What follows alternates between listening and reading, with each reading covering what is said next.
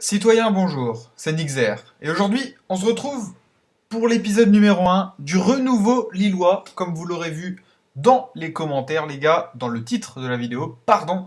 Donc voilà, ma chaîne, ça va vraiment être dédié à Football Manager et FUT sur FIFA. Donc voilà, il y aura un peu de tout, on essaiera de varier un petit peu, mais voilà, j'avais vraiment envie de faire une carrière avec le LOSC. Alors pourquoi le LOSC? Tout simplement parce que, comme vous l'avez vu très dernièrement là, le LOSC a été racheté par Gérard Lopez, donc un actionnaire luxembourgeois, pardon, qui succède à Michel quelque chose que Michel, je sais plus son nom, j'ai oublié le nom de famille de ce Michel, Michel Sédou, voilà, c'est ça, Michel Sédou. Et donc, bah, écoutez, voilà, c'est actuellement le LOSC va commencer à avoir un mercato très intéressant, va commencer à vouloir devenir un gros club. Et donc, moi, je me suis dit, bah écoutez, avec le jeu à côté, on va essayer vraiment de faire quelque chose qui ressemble le plus possible au renouveau lillois, mais avec un plus petit budget. Donc voilà, je me suis dit que ça pouvait vraiment être sympa. Alors, faut savoir que je suis pas du tout supporter lillois. Donc ça, c'est, je pense, sur Football Manager, un petit avantage de ne pas être supporter. Parce que voilà, on est peut-être plus objectif. Par exemple, c'est vrai que quand on a des joueurs qu'on aime bien, et ben on a tendance à les laisser jouer alors qu'ils font pas forcément des bonnes performances. Donc là, au moins, voilà, moi j'aurais pas ce problème-là. Ça, je suis sûr et certain que voilà, je serais très objectif par rapport à ça. Après, voilà, j'aurais peut-être pas les bons choix, hein, ça c'est clair et net. Je fais pas forcément les bons choix, mais au moins j'aurais pas, enfin j'aurais l'objectivité, je veux dire, et du recul par rapport à ça. Donc voilà, moi je succède à Frédéric Antonetti qui, après une première saison à la tête du LOSC, a été plutôt bon, mais le début de la deuxième saison a été très très compliqué pour lui. Voilà, il était relégable, etc., etc. Et cetera. Et donc c'est Patrice Colo, il me semble, qui l'a remplacé et qui fait de bonnes choses à la tête du LOSC en ce moment. Mais voilà, c'est vrai qu'ils n'arrivent pas non plus. C'est un petit peu comme l'OM, ils font des bons résultats, mais ils n'arrivent pas à passer le palier qui pourrait les amener dans le top 10, même un peu plus dans le top 5, dans le top 7, quoi, voilà. Donc, voilà. Et bien écoutez, moi je pense que c'est vraiment une série qui va être très intéressante, dans le sens où dans le jeu, le LOSC a vraiment un petit budget, franchement, on va pas se mentir. Au début, il était de 4 millions et quelques. Donc voilà, c'est pas un très très gros budget et on n'est que le 11 juillet à l'heure actuelle dans le jeu, donc voilà, j'ai encore le temps de continuer mon mercato. Voilà, moi je suis pas enfin je suis un fan de mercato en général, mais voilà, c'est vrai que là dans cette carrière, je me suis dit que je préférais plutôt parce qu'on a franchement, il y a une belle équipe du LOSC, en tout cas dans le jeu, franchement l'équipe me plaît bien. Je me suis dit qu'il valait peut-être mieux se concentrer sur la qualité plutôt que sur la quantité, donc c'est ce que j'ai essayé de faire, donc je vais vous montrer ça tout à l'heure. Et puis d'abord, on va aller voir, vraiment faire une brève revue de l'effectif. Et voilà, je sais pas si on fera un match aujourd'hui, mais c'est vraiment un épisode de présentation du renouveau lillois. Donc voilà, j'espère que ça vous plaira en tout cas. Donc déjà, on peut le voir ici en bas à droite qu'il me reste plus que 232 000 pardon, de budget transfert, donc ça va être très très peu. Je suis pas sûr de faire encore des achats. À mon avis, je vais plutôt essayer de faire des ventes pour pouvoir vraiment équilibrer le budget parce que voilà, on a un bon solde et on a des bons bénéfices. Mais attention parce que voilà, il y a un emprunt à rembourser, donc j'ai vraiment pas envie de mettre le club dans le rouge. Voilà, moi je suis quelqu'un qui fait aussi très très attention aux caisses d'un club. Donc voilà, c'est pour ça que je fais. Enfin, bien sûr, c'est dans le jeu, mais voilà, j'essaye de faire ça le plus réel possible pour que ce soit vraiment collé à la réalité, même si voilà, il y aura des fois où ce ne sera pas totalement le cas. Sinon, budget salarial, donc vous voyez, on a 2 583 000, et là on dépasse extrêmement, on dépasse énormément, pardon. Donc voilà, ça c'est un petit peu inquiétant, donc on va devoir vendre quelques joueurs pour pouvoir équilibrer ces comptes-là. Et donc voilà, au niveau des transferts, vous voyez que pour l'instant, les supporters sont assez contents. La sécurité de l'emploi, pour l'instant, ça va, mais c'est que le début. J'ai fait quelques petits matchs amicaux, je vais vous montrer ça tout de suite. Mais voilà, d'abord, on va aller faire une revue de l'effectif. Non, d'abord du mercato et après de l'effectif. Alors, le mercato, qu'est-ce que j'ai fait? Donc, j'ai fait que deux achats. Donc voilà, tout simplement, j'en ai eu pour 4,5 millions. J'ai acheté Saber Khalifa, donc qui est très très connu en Ligue 1. Voilà, il a joué à l'OM, il a joué à Evian.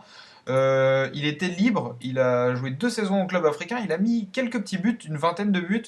Donc voilà, je me suis dit que ça pouvait être intéressant de le recruter, ce ne sera pas forcément un titulaire indiscutable, mais il était libre, il a quand même une valeur marchande qui est évaluée à quasiment 5 millions, donc à la revente c'est toujours intéressant, c'est un joueur de qualité. Voilà, il m'a été proposé, je vous avoue que c'est pas moi qui ai été le chercher celui-ci, je sais plus, c'est un agent qui me l'a proposé et je le trouvais très très intéressant parce que déjà une expérience en France, voilà, il pouvait être intéressant. De plus, techniquement, c'est vraiment un bon joueur. Voilà, au niveau des contrôles de balle pour un buteur 14, c'est vraiment bien. Il est assez polyvalent, il peut jouer à gauche, il peut peut-être jouer à droite, voilà, vous voyez. Donc voilà, au pire du cas, il peut jouer en 10 si vraiment il y a besoin. Mais voilà, techniquement, vous voyez la technique, 15 de technique, donc ça c'est très intéressant. Physiquement aussi, il est très très intéressant. 16 d'accélération et 14 de vitesse. Donc même s'il a des qualités physiques naturelles un petit peu faibles, voilà, je me dis que c'est toujours un joueur qu'on peut faire rentrer en cours de match à la 70e minute et qui va peser, qui va vraiment peser sur la défense adverse. Alors voilà, au niveau du leadership et du placement, moi c'est des choses que j'aime pas trop trop. 7 et 6. Mais bon, c'est pas très grave. Et puis au niveau de l'activité, 12, c'est quand même pas mal pour un buteur. Après, voilà, franchement, il est très équilibré. Il a des super belles stats. Donc je me suis dit pourquoi pas. Voilà, je prends pas beaucoup de risques. 68 000 le contrat. 68 000 de salaire, donc c'est pas énorme pour un joueur actuel du LOSC, pardon. Donc voilà, je me suis dit que je prenais pas trop de risques et puis que ça pouvait être un bon joueur. Donc il en est quand même déjà à 2 buts pour ses 2 premiers matchs amicaux. Une moyenne plutôt bonne. Et puis il a été joué en réserve aussi. Ah bon, on va pas voir en réserve. Ok, mais c'est pas grave. Il a mis quelques buts en réserve. Sinon, deuxième recrue, donc Marcello, le défenseur central qui jouait à Rio Ave. Donc voilà, j'ai été le chercher, celui-là, c'est vraiment un choix.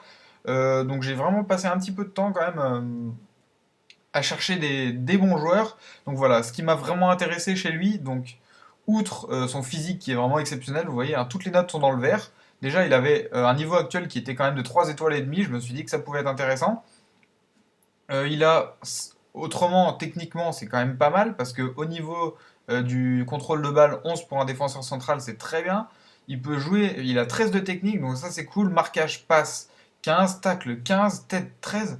Donc c'est vraiment bien. Il est un peu petit pour un défenseur central, 1m82, mais voilà, ça me dérange pas trop. Donc techniquement, après, voilà, c'est un défenseur central, on va pas se mentir, c'est pas ouf, mais c'est très très bon pour un défenseur quand même, je trouve. Et mentalement, il est très bon aussi. Voilà, appel de balle et inspiration, on lui en demande pas. Et puis sinon, même la vision du jeu, voilà, 11 franchement pour un défenseur central. Donc voilà, il est défenseur-relanceur, c'est ce qui m'a intéressé dans son profil. Et puis voilà, 85 000 euros par mois, c'est pas non plus énorme pour un joueur du LOSC. Donc voilà. Et puis il a déjà une valeur de 6,5 millions alors que je l'ai payé 4,5 millions. Voilà, donc j'ai vraiment essayé de mettre le moins de primes possible. Donc vous voyez qu'il n'y a pas de prime là. Donc je me suis dit que ça pouvait être très très intéressant. Voilà. Au niveau des ventes, Eric Botéac. Alors, Eric Botéac, pourquoi? Tout simplement parce que vous verrez plus tard, il rentre pas du tout dans mon système de jeu, dans le système de jeu que j'ai prévu pour cette équipe. Et puis, bah voilà, en fait, il a un salaire qui est pas énorme, 80 000, mais qui quand même pèse un petit peu. Il a une belle valeur marchande et il a un contrat qui va jusqu'en 2018, donc je me suis dit pourquoi pas le prêter un an. Il me paye 36 000 euros par mois. 36 000 euros, c'est pas énorme, vous allez me dire, mais ça fait quand même quasiment 400 000 euros sur l'année. Donc vous voyez, 400 000 euros sur l'année. Voilà, c'est quand même intéressant, 400 000 euros, ça peut me permettre d'acheter un joueur prometteur ou quelque chose comme ça, puis je le vendrai l'été prochain si jamais il a pas fait une bonne saison avec le Stade Rennais. Mais voilà, c'est pas non plus très très grave. Eric Botea qui rentrait pas dans mes plans de jeu, donc j'ai préféré le prêter, j'avais pas d'offre pour un transfert, et voilà. Bon, malheureusement c'est un concurrent, le Stade Rennais, mais c'est pas grave. Sinon, donc je vais vous montrer tout de suite le calendrier des résultats, et puis après on ira voir un petit peu l'effectif. Alors, au niveau des résultats, bah, écoutez, pour l'instant, c'est très très bon. 5 matchs, 4 victoires et un match nul. Donc face à Genk. Enfin, Genk qui est un bon club belge. Donc, bon, c'est pas non plus horrible d'avoir fait un résultat comme celui-ci. Voilà, après, on avait gagné 2-0 contre Le Mans Football Club, 1-0 contre le Bavois. Je connais pas trop ces clubs, hein. Et par contre, ce qui m'a vraiment intéressé, c'est 4-2 contre le Stade Rennais, en ayant une domination mais exceptionnelle, donc vraiment 4-2. Et ensuite, gagner 3-0 contre Bagnès. Voilà, ce que je peux dire, au niveau de ce que je vois, en tout cas, au niveau du ressenti en match, c'est qu'on progresse à chaque match. Vraiment, on progresse à chaque match. Le Mons était très poussif, ça avait été confirmé par le match nul contre Genk, qui mine de rien, voilà, c'était quand même pas si mal. Un match nul contre une très belle équipe belge, voilà, c'était pas si mal. Après, les Bavarois, on avait gagné 1-0, mais voilà, on était quand même très dominateur, donc ça m'avait pas. Attendez, je vais mettre mon chien dehors et je reviens pour la suite de la vidéo. Les gars, donc voilà, mon chien est un peu chiant. Mais voilà, j'étais en train de dire que vraiment je sens une montée en confiance. Donc déjà, vous voyez par exemple au niveau des... Ça se traduit vraiment au niveau des notes des joueurs, hein. Les notes des joueurs qui sont de plus en plus élevées. À part Sébastien Corchia, là, vous voyez que c'était quand même pas si mal. On était tous au-dessus de 6,7, 6,8. Donc ça, c'était vraiment bien. Sauf Nicolas Depréville, mais bon, c'est pas très grave. Et puis là, au niveau de Bagnès, voilà, ça augmente, tout le monde est un peu mieux. Bon alors, j'ai eu quelques petites blessures, mais c'est rien de grave. Et donc voilà, j'ai encore beaucoup de matchs amicaux, donc FCC Klein, j'ai voulu bien finir, j'ai mis Lisbonne, j'ai mis West Ham, j'ai vraiment eu envie d'avoir des gros matchs, et puis on aura aussi ce troisième tour qualificatif de la Coupe de l'Europa League, pardon, donc sache que je ferai en vidéo, je vais le faire en vidéo, ce sera pour l'épisode numéro 2, là le match aller-retour, voilà, donc ça me tient vraiment à cœur de me qualifier aussi, donc ce sera fin juillet, début août, j'espère que l'équipe sera en forme, et j'espère qu'on n'aura vraiment pas de blessures. Voilà, après, ce sera quand même intéressant de découvrir ça. Sinon, donc, on va passer maintenant à l'effectif. Ouais, on va passer à l'effectif. Alors, déjà, l'effectif réserve. Voilà, j'ai été jeter un petit coup d'œil. Voilà, moi, il me semble, à première vue, comme ça, qu'il n'y a pas grand joueur. Il n'y a pas grand joueur de talent dans l'effectif réserve. Outre Mike Maignan qui bah, est déjà en équipe 1, tout cela ce sont des joueurs qui sont en équipe 1, hein. Vous voyez Eric Botéac, bah, il a été prêté donc je l'ai mis en réserve. Nicolas Depréville il est en équipe 1. Lénine Angis il est prêté, il me semble à Bastia ou quelque chose comme ça. Ouais voilà c'est ça, Bastia. Même s'il il aurait été intéressant Lénine Angis. Sinon qu'est-ce qu'on a d'autre? On a Alexis Arrojo là, qui a été prêté à Dunkerque. On a aussi qui est-ce qui est bon bah, Imad Farage et Martin Terrier qui peuvent être plus tard de bons joueurs, mais pour l'instant c'est quand même assez faible. Donc ils pourront être pris en coupe, mais voilà, c'est tout. Sinon, bah, Saber Khalifa, vous voyez, hein, tout ça, ce sont des joueurs qui sont en équipe 1. Baptiste Guillaume, lui, qui est prêté au Racing Club de Strasbourg. Donc voilà, bah écoutez, c'en est fini pour l'équipe réserve déjà. Les U19, j'ai pas non plus beaucoup de joueurs de talent, si ce n'est Yann Lemeur que j'ai vu qui était assez intéressant. On voit que c'est vraiment le meilleur joueur de cette équipe réserve. Et puis on aura aussi peut-être plus tard Olivier Le Sueur, donc qui peut être intéressant. J'espère que voilà qu'il le sera. Mais voilà, c'est pas non plus du grand joueur, ce sera toujours assez faible.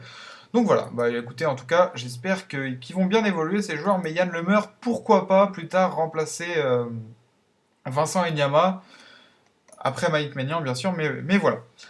On va passer à l'équipe type maintenant. Donc voilà, donc j'ai décidé vraiment de faire un 4-4-2 diamant axial. Alors pourquoi? Tout simplement, donc là, désolé, j'arrive pas à régler bien cette barre de stats là. Mais j'ai vraiment décidé de faire ça parce que au niveau des joueurs, au niveau des vrais joueurs, on n'a pas de bons ailiers. Ça m'aurait coûté beaucoup trop cher d'en acheter.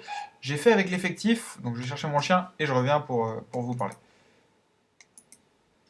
Voilà, donc j'ai fait avec l'effectif mis à ma disposition. Voilà, donc vous voyez, bon ça c'est l'équipe qui a joué le dernier match, hein, donc c'est pas forcément l'équipe titulaire, mais voilà, donc on va voir un petit peu au niveau de la revue de l'effectif. Déjà, voilà, j'ai envie de vendre Ryan Mendes, qui vous le voyez, qui a un énorme salaire. Donc voilà, il faut vraiment le vendre celui-ci. Bon, c'est un bon ailier, mais il rentre pas du tout dans mes plans de jeu.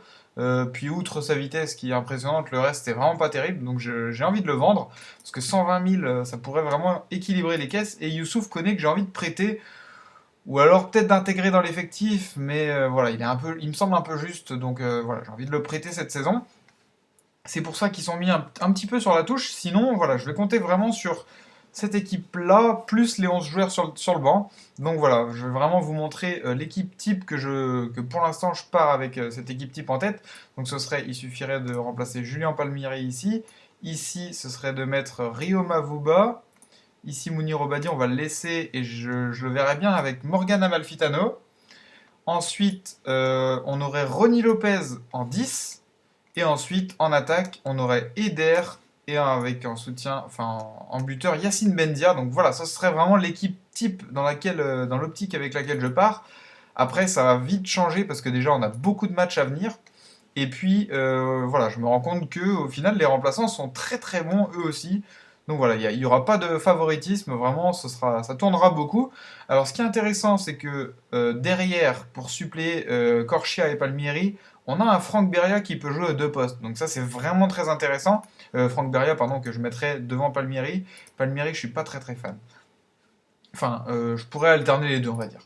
Mais voilà, donc Palmieri qui serait remplaçant. Et Beria, voilà, donc ça c'est assez équilibré. Ensuite, Renato Sivelli pour remplacer Marcello ou Bacha. Et on a aussi, comment il s'appelle, Stopilla Sunzu, pardon. Donc qui peut jouer à ce poste-là. Donc ça c'est vraiment intéressant. Derrière, on a ce qu'il faut, je pense. Mais j'ai quand même préféré recruter Marcello pour un petit peu élever le niveau. Ensuite, on a Ibrahim Amadou. Donc celui-là, c'est un défenseur central qui peut aussi jouer milieu défensif. Enfin, c'est plutôt un milieu défensif d'ailleurs, qui peut jouer défenseur central. Un très gros potentiel. Même si le niveau actuel n'est pas vraiment là encore, on pourrait le faire rentrer des fois à la place de Rio Mavuba ou même en coupe ou quoi que ce soit à la place de Rio Mavuba. Donc c'est vraiment sa doublure. On a aussi, donc attendez, là je suis à Ibrahim Amadou. Hop, donc j'ai parlé de tout cela déjà. Ibrahim Amadou, voilà, donc Nicolas Depréville qui, voilà, il est prêté. Euh, voilà, je vais pas énormément le faire jouer, je pense, même si au final, il peut être intéressant. Après, voilà, c'est vrai qu'il est meilleur ailier gauche que Faux-Neuf. Il rentre pas dans mes plans de base, mais je me dis que pour un remplaçant ou si jamais on a des blessés, il peut être quand même très intéressant. Donc je préfère le faire jouer, en tant que remplaçant du moins. Ensuite, Saber Khalifa, donc voilà, j'ai déjà mis sa situation en clair, hein. Lui, ce sera un remplaçant qui pourra faire très souvent des matchs. Il aura sa place, pas de souci. Voilà, il aura du temps de jeu. Ensuite, Adama Soumaoro. Donc alors voilà, c'est Adama Soumaoro. Il a un niveau actuel un peu faible encore, un potentiel un peu faible, mais en tant que numéro 5 au niveau des remplaçants, ça peut être intéressant. Voilà, on aura beaucoup de blessés en défense centrale, je me voile pas la face, parce que Marco Bacha est très souvent blessé. Renato Sivelli, il va commencer à être vieux, donc on aura à mon avis, souvent Sunzu et Marcelo alignés ensemble. Et donc, ce sera bien d'avoir Adama Soumaoro derrière qui pourra faire quelques matchs. Et puis, il est assez polyvalent. Il peut aussi jouer milieu récupérateur défensif. Donc voilà, je me dis que ça peut être quand même pas mal au cas où. Ensuite, Naïm Sliti, alors que j'hésite, donc on a conclu le transfert, hein, le LOSC avait conclu le transfert avec Naïm Sliti, donc voilà, ça c'est intéressant. Il a un potentiel pas spécialement élevé, mais voilà, il est très très polyvalent, il peut jouer ailier de gauche, ailier droit, 10, numéro 10, donc voilà, ça c'est intéressant. Techniquement, il est vraiment pas mal sur certains points et très catastrophique sur d'autres. Mentalement, bon, il est un peu juste, je trouve, mais on va essayer de le faire progresser. Une activité assez faible, je trouve. C'est ça qui m'embête un peu. Mais il a fait des bons matchs de préparation quand même, hein. Voilà, il a quand même mis un but.